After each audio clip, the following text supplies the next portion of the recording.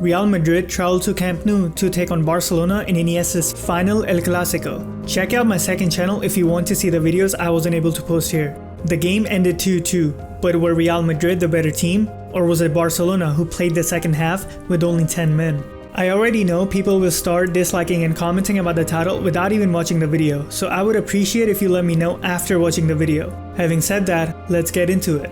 Valverde went with 4-2-3-1 with Rakitic and Busquets in behind Iniesta, Messi and Coutinho. The reason why I put Messi in behind Suarez is because he's given the freedom to roam freely in the final third. That was Barcelona with the ball. Without the ball, they switched to a 4-4-2 with Messi and Suarez staying up. Real Madrid, on the other hand, went with a 4-3-3, something Zidane hasn't done in a while. We will take a closer look into why Bale was given the nod later in this video. Due to how Barcelona lined up, they were able to create diamonds on each side when building up. This is one of the reasons why Barcelona are so effective at playing from the back. They stretch the field as much as they can and then form a diamond, making it difficult for Madrid to mark everyone without leaving huge spaces in the midfield. And so, as expected, Barcelona played from the back whenever possible.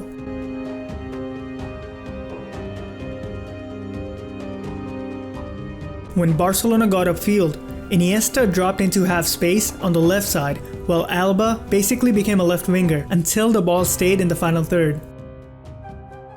Messi kept dropping into the half space on the right every now and then.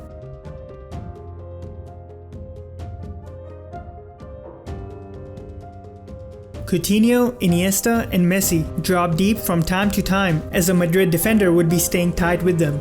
I'm pretty sure Valverde was aware of Madrid's ongoing fullback problem, and this is why he played Coutinho and Roberto on the right. Since Nacho was the right back, Madrid were not going to focus on attacking from the right side. They'd rely on Marcelo, like they have done most of the season, to attack from the left wing. As a result, Valverde tasked Roberto to keep just enough distance between him and Marcelo. That would cause the Madrid fullbacks to step up while Coutinho stayed wide on the right wing, leaving Ramos to mark two players by himself, occasionally. Barcelona used this tactic time and time again to cause Madrid problems. Notice how Ramos is dragged on the left since Marcelo cannot mark Messi. And it's no surprise that their first goal came in the 10th minute from the right using these tactics. After Roberto drags away Marcelo, notice how Coutinho comes deep, which drags away Ramos, leaving acres of space for Roberto on the right wing. Valverde relied on gegenpressing or counter-pressing to limit as much space as possible for Madrid whenever they tried to counter-attack. Notice how two players press Cruz and then Busquets is tight on Modric even before he gets the ball. This made it difficult for Madrid to create chances early in the first half. Barcelona kept on attacking, looking for their second goal. Alba, with his signature run, kept trying to get in behind from the left wing as soon as Messi got on the ball. Messi was Barcelona's best player in the first half, in my opinion, as he kept making life difficult for the Madrid defense. Now, let's take a look at Real Madrid. The reason why Bale was given the nod is because, as we discussed, Nacho was not going to attack a whole lot from the right wing, so Bale was tasked with making runs in behind from the right wing, while Ronaldo was tasked with doing the same but from the left wing. Because of Barcelona's high pressure, Madrid were going long to Benzema, who then linked up with Madrid's offensive players. There was another reason why Bale was chosen, and it was more to do with defense rather than attack. Since Alba became the widest player for Barcelona on the left wing, Bale was given the responsibility to take care of Alba. And because of Madrid's defense getting stretched out so much, Casemiro started dropping in from time to time to make it a back five, providing more defensive stability. While Cruz and Modric were staying near Rakitic and Busquets to make them ineffective during the build-up.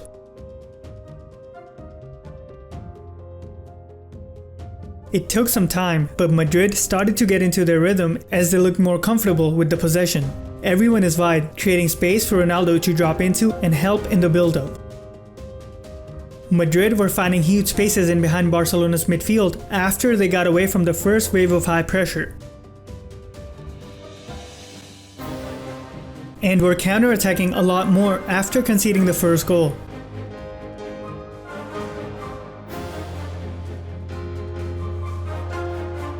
In the 13th minute of the game, Real Madrid are able to exploit the space and score a signature counter-attacking goal. Madrid's forwards were always busy trying to make Barcelona's defense play narrow. They took positions that forced Barcelona's fullbacks to leave space on the wings and then exploited that space to get upfield. This allowed Madrid to overhit their crosses and still be in a position to cause Barcelona trouble.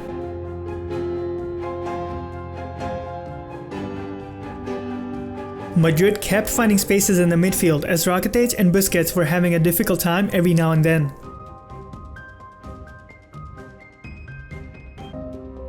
And kept on threatening Barcelona's goal on counter-attacks.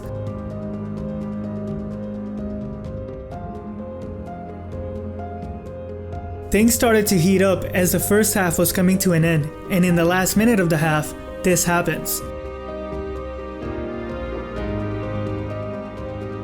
Because of Roberto's poor decision to lash out, Barcelona had to play the second half with only 10 men. So Valverde brought on Semedo, a right back, for Coutinho to balance the defense. Ronaldo had to be replaced because of a slight ankle problem, so Asensio came on for him and took over his role on the left wing. Because of Roberto's red card, Barcelona were now playing as 4-3-2, with Messi and Suarez dropping deep depending on where the ball was. As soon as the second half started, Zidane told his fullbacks to stay up and become the widest player on their respective wing. Even though Barcelona were a man down, they seemed like the more sharper team coming out of the break. And in the 52nd minute, this happens, which stuns almost everyone. There was a foul in the build-up to that goal, and I'm kinda shocked as it was a pretty obvious one. Before I get hate just for saying that, let me just show you what I mean.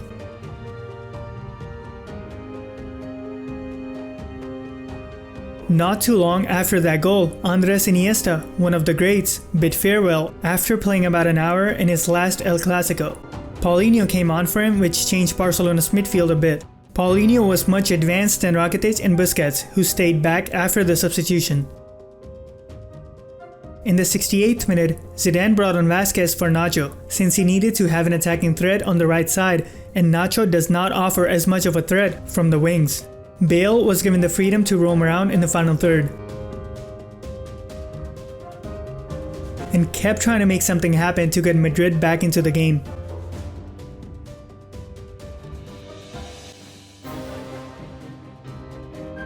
Since the fullbacks were staying high up, Madrid started having 5 offensive players versus 4 Barcelona defenders. This is what created just enough space for Bale in the 72nd minute to score a wonderful goal. Because Madrid were committing a lot of players forward, Barcelona, or Messi specifically, stayed by the halfway line to counterattack, and came really close to scoring Barcelona's third goal later in the second half because of this.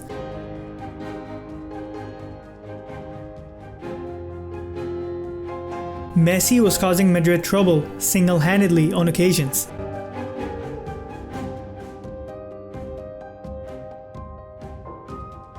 While Madrid kept on trying to end Barcelona's unbeaten run in the league.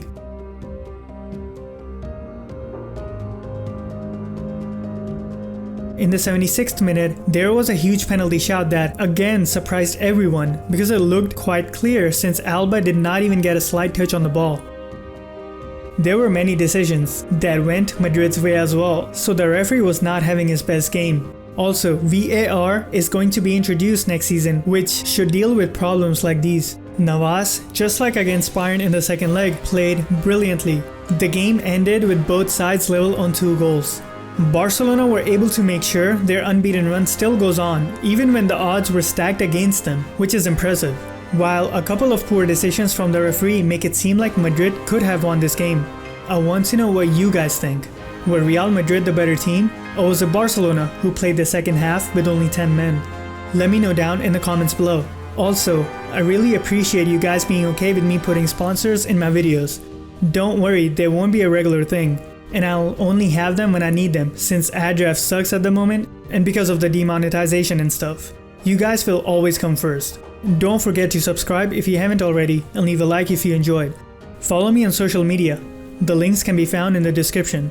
Thank you to Kale Mombongo, Anthony, Tej Mullen, Shawshank BR, Pero, and more for supporting this channel on Patreon.